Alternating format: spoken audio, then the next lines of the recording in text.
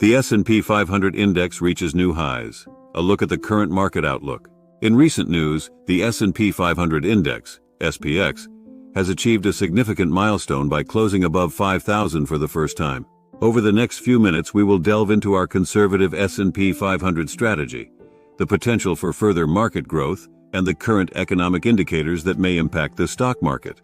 The conservative S&P 500 strategy. The conservative S&P 500 strategy is designed to protect investors from bear markets while allowing for short-term declines, without triggering sell signals.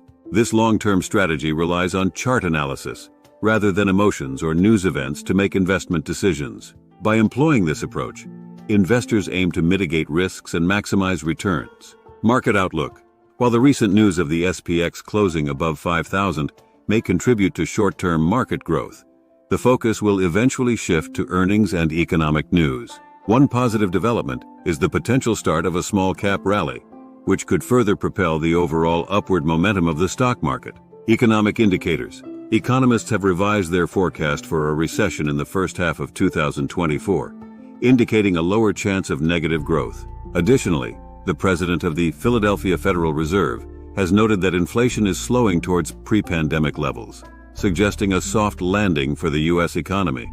However, there are some concerning signs in the economy. Delinquencies for auto loans and credit cards have worsened, with transition rates now surpassing pre-pandemic levels. The serious delinquency rate for credit cards rose to 6.4% in the fourth quarter of last year, up from 4% the previous year. Auto loan delinquencies also increased from 2.2% to 2.7%.